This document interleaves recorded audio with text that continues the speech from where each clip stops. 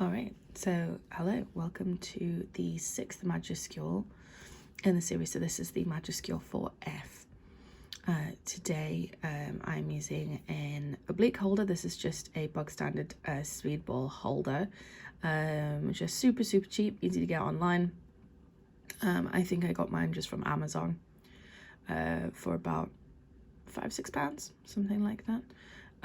Inside it I have a Nico G nib. G nibs are great for beginners. They're a lot more robust. You're not going to get the finest hairlines, as you can probably see from the edges. They are not super sharp at all. It will obviously, if you find it like on the floor later, but to touch with your fingers you can tell it is less sharp than a Hunt nib, than a Leonard nib.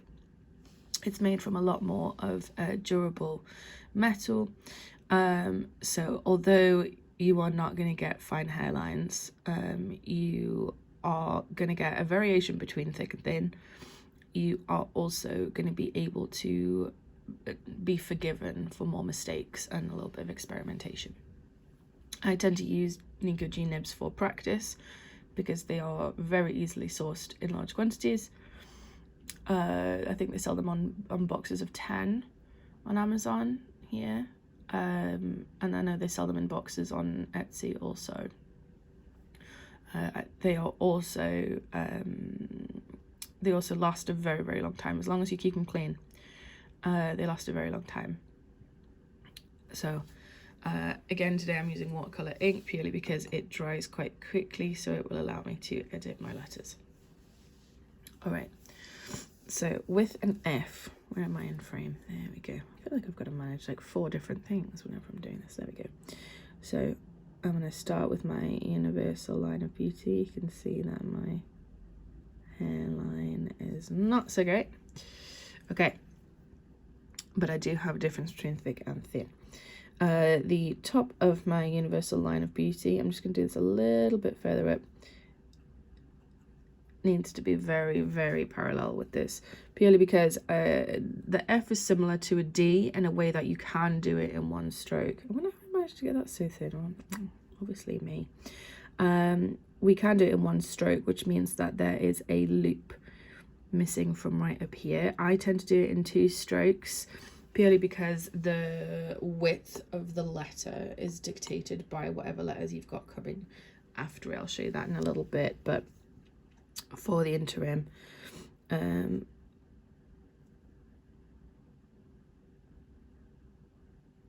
I don't know why my hairlines were so bad before. There we go.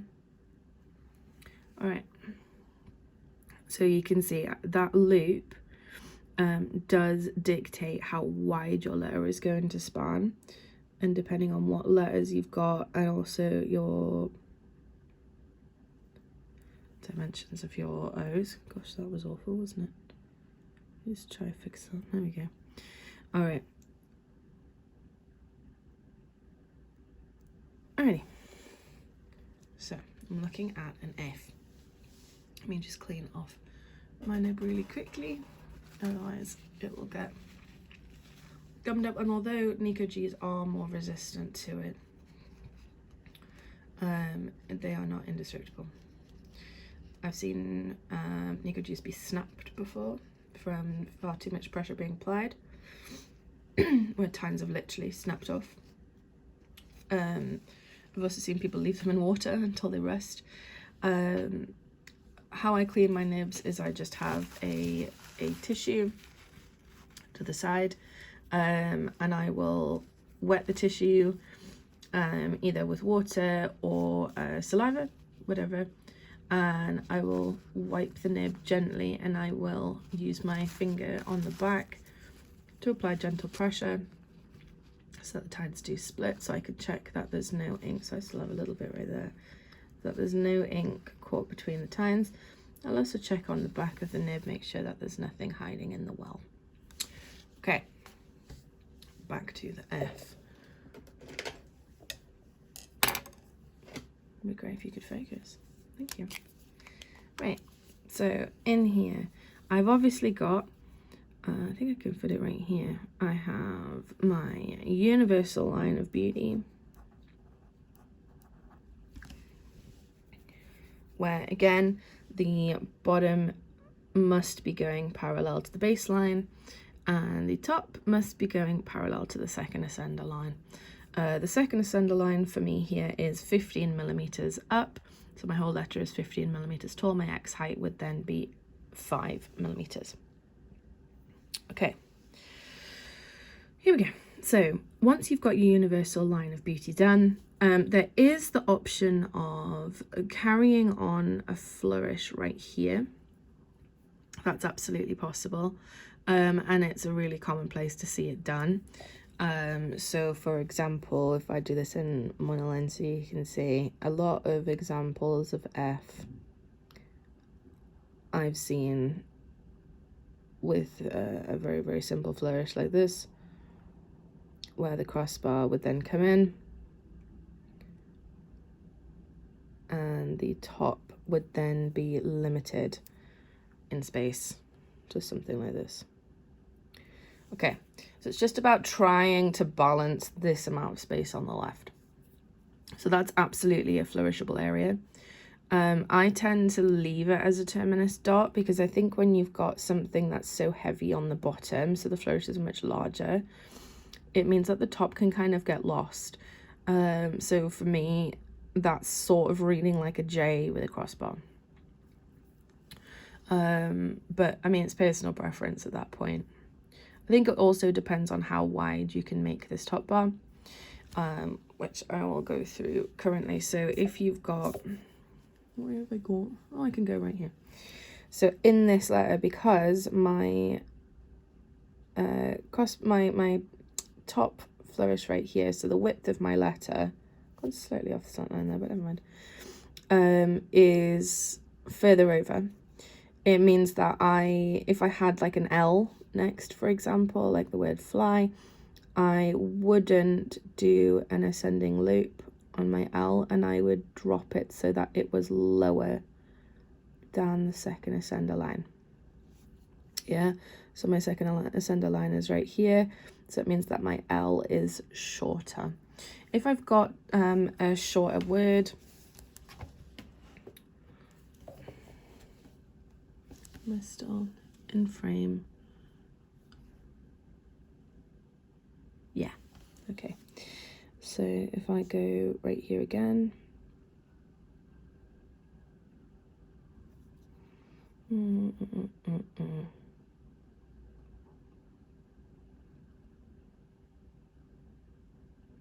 we go.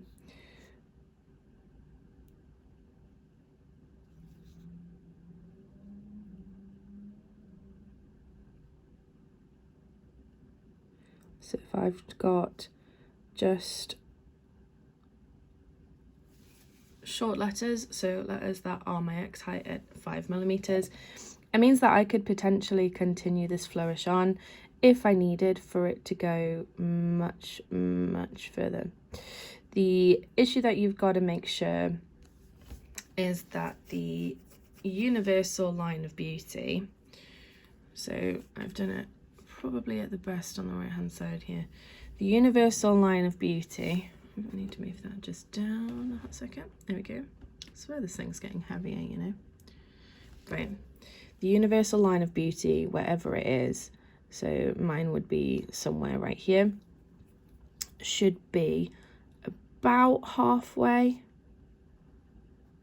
And I mean, it is eyeballing at this point, but you are looking at about halfway in between how far left and how far right your top flourish goes.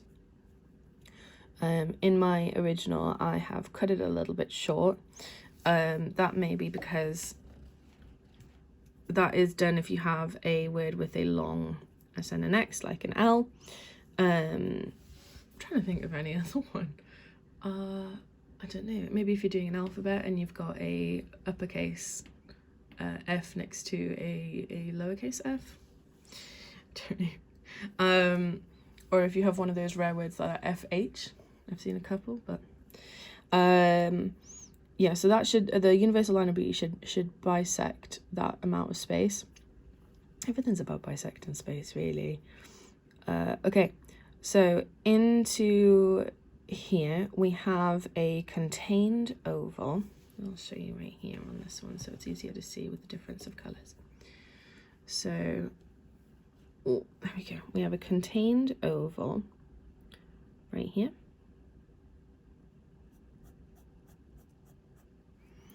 And the crossbar, mine's a little bit low, but the crossbar should bisect that space. So mine is a little bit low, but not massively. The crossbar should bisect that space.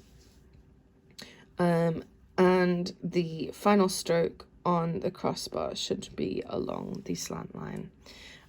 Some people just do it with a, so if I just do a couple examples right here, some people just do it with a tiny loop.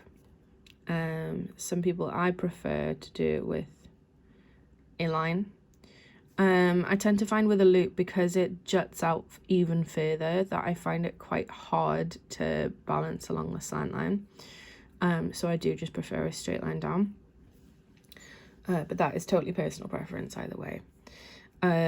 You can continue your flourishes off to the left of your F. Just try and make sure that I'm somewhat in the right area. There we go. So you can continue your flourishes off to the left. So if I very quickly, I'll put my crossbar in where that's supposed to go. Okay.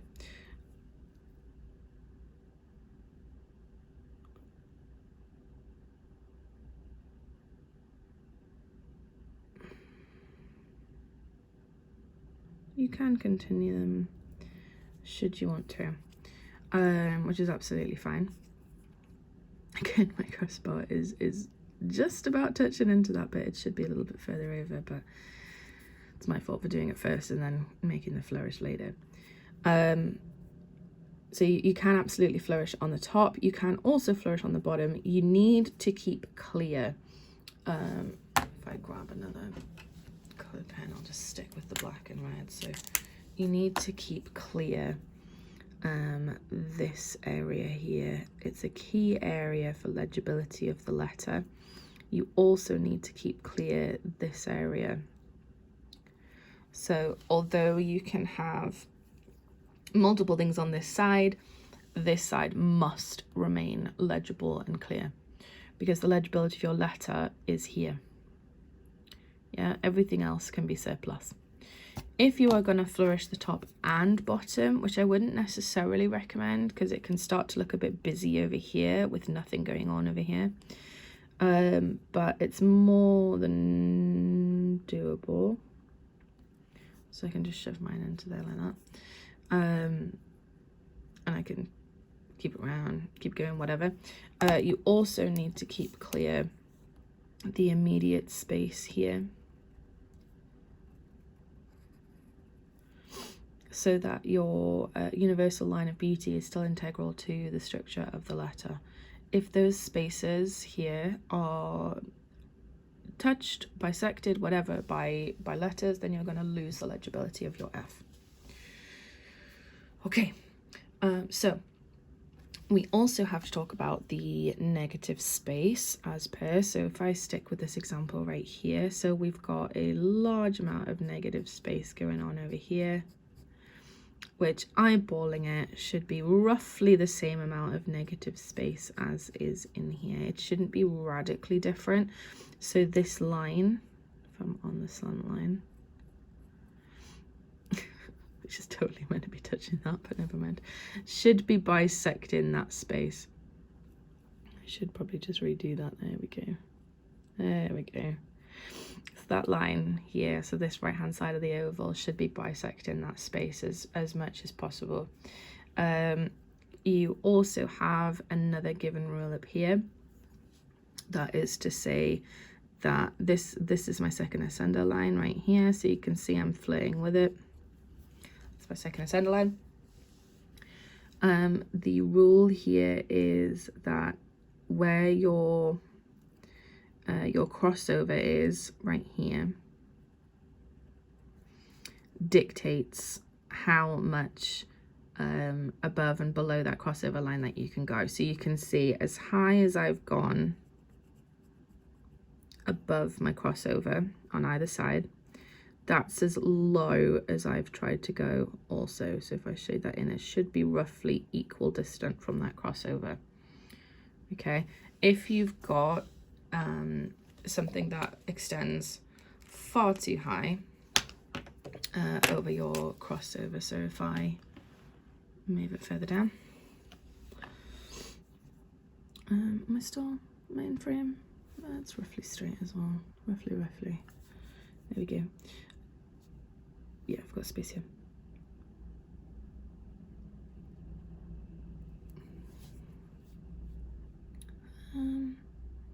What way will I? Okay, I'll drop it much lower on one side. So I could drop it higher on the other side. I'll drop it higher on one side. I think that's the more common mistake. Okay, so something like that. Okay, so it's fairly simple F, but you can see that from my second ascender line that I have gone a little bit too high here, and it's going to overall make your letter look imbalanced.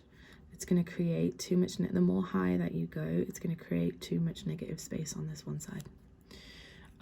So there is a rule and a basic stroke which reflects this, and the basic stroke, am I flat there? Yeah. The basic stroke for majuscules, you see it in quite a few of them, is this sort of shape. So it means that along the line, if you draw a line between the two edges, you are going the same distance above that line as you are going below that line. Same deal here, but your line is lower. Yeah, so I've talked about it before, but also in flourishing, when you have an oval, I think I could fit one in right here. So if you have an oval right here, it means that however far above and below lines that you are going, lines that are already existent, so these are on my guidelines right here. So as far up as I'm going here is roughly equivalent to how far down I'm going here.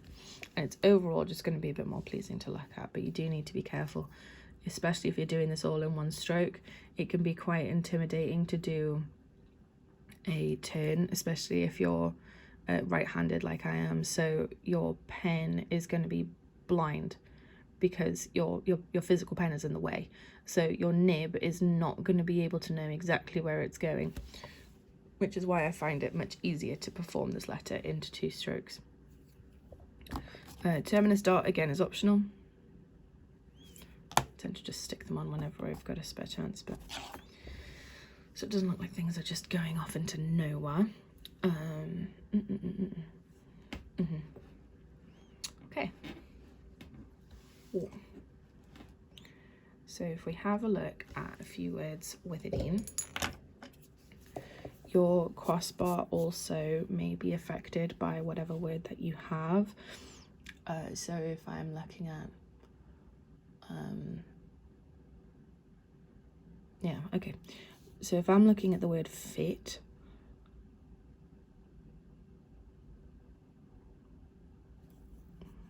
so it's my line of universal beauty. I'll just stick a terminus dot right here. Yeah, we'll